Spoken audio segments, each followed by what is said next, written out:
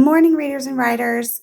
Today, boys and girls, we're going to be focusing on writing as we start our new unit, writing about reading. Our mentor text today is going to be The Stolen Party that we've been reading. We did close readings of last week that we broke up into two parts and read the beginning part and the end of the part. I hope you enjoyed the story. And now we're going to use that as our mentor text as we dive into writing today. So a goal as a writer a goal a writer can make is to make their writing about reading stronger and as powerful as their other writing pieces. So what that means is the way that writers would write short stories and argumentative essays and opinion essays, you would take that same drive and create your writing about reading just as strong as those other powerful essays would be. So with that being said, I'm going to state the teaching point that reading is not walking on words. It is grasping the soul of them.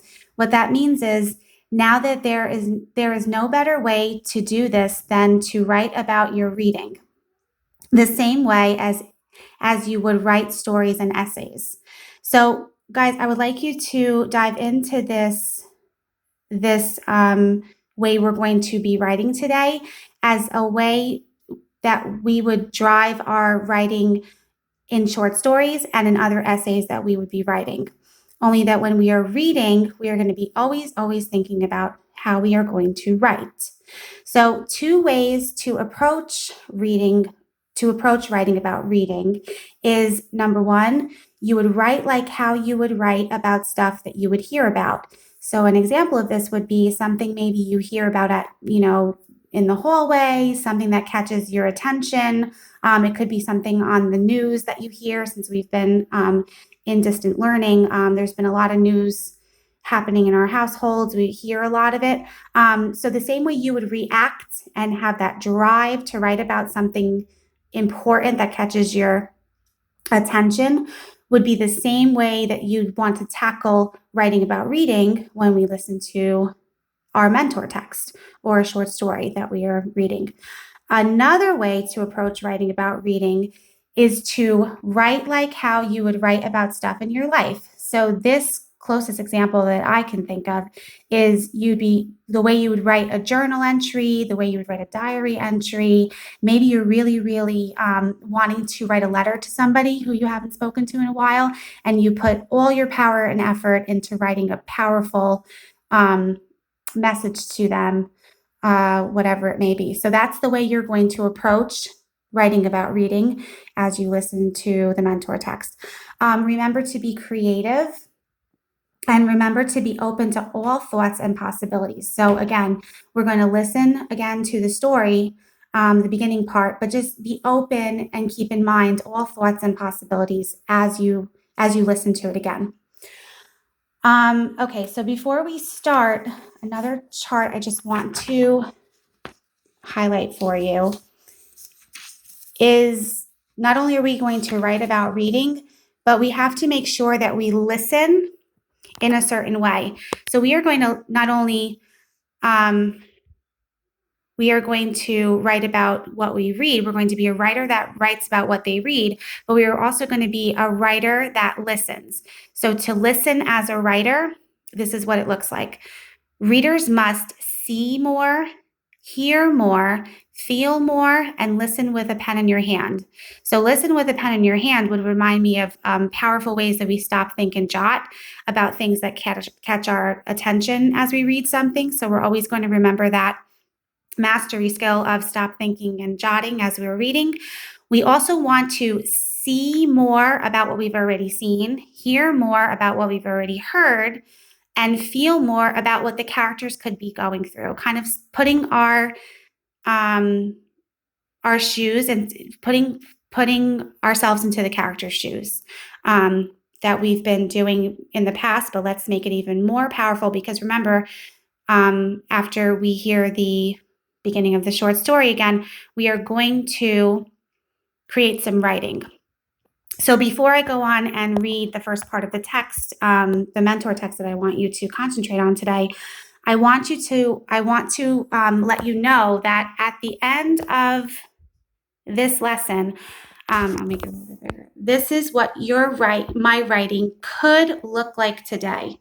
Okay, so it's not just paragraphs that we're going to put together in our reader's notebook today, boys and girls.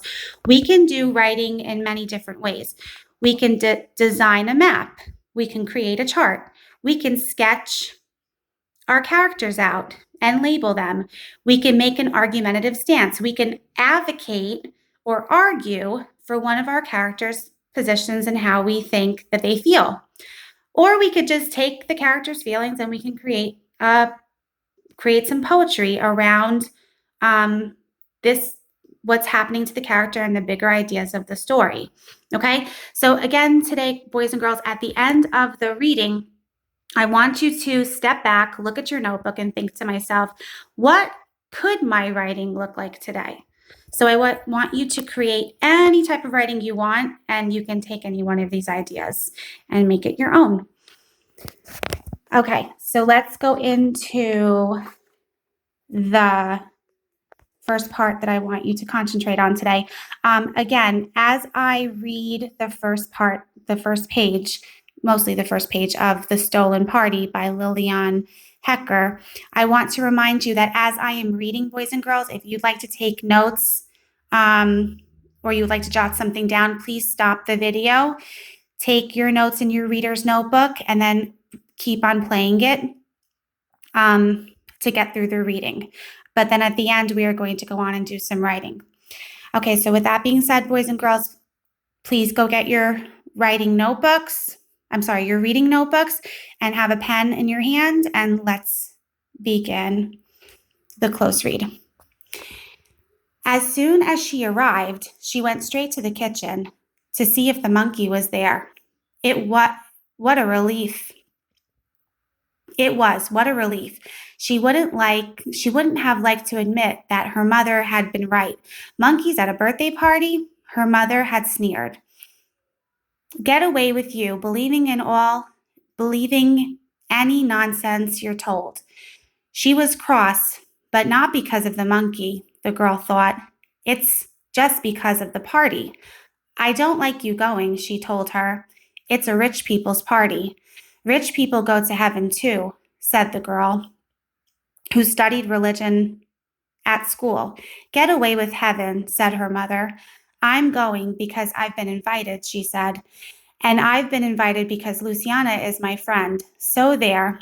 Ah, yes, your friend, her mother grumbled. She paused. Listen, Rosiana, she said at last. That one's not your friend. That one's not your friend. You know what you are to them.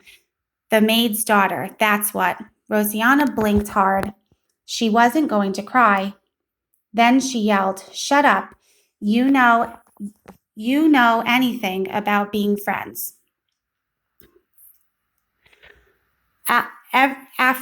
Every afternoon, she used to go to Luciana's house. She used to go to Luciana's house, and they would both finish their homework while Rosiana's mother did the cleaning. They had their tea in the kitchen, and they told the others secrets. Rosiana loved everything in the big house, and she also loved the people who lived there. I'm going because it would be the most lovely party in the world. Luciana told me it would be. There would be a magician, and he would bring a monkey and everything. The mother swung around to take a good look at her child and pompously put her hand on her hips. Monkeys at a birthday party, she said. Get away with you, believing in all that nonsense. Rosiana was deeply offended. She thought it unfair that her mother accused others of being liars simply because they were rich. Rosiana 2 wanted to be rich. Of course, if one day she managed to live in a beautiful palace, would her mother stop loving her? She felt very sad. She wanted to go to that party more than anything else in the world. I'll die if I don't go, she whispered, almost without moving her lips. So, boys and girls, I want you to go into your reader's notebook. We have listened. I want to remind you that we have listened as a writer, and you are going to begin your writing. But remember, you have heard more, you have seen more, you felt more, and you've listened with a pen in your hand. So you should have stop, thought, and jotted new thoughts down. So again, you can take those notes and create your writing in a way that could be shown in different ways. So pick one of the options that you see on the chart, either creating a chart, you can create a sketch, map out a design, a diagram, make an argumentative stance for one of the characters, or you can create some poetry of your own that expresses how the characters might feel or what is the bigger problem in this story. Okay, so happy off you go, writers. Happy writing. Remember to be creative. Remember to think all things are possible and to approach this reading as a writer. See you in Zoom.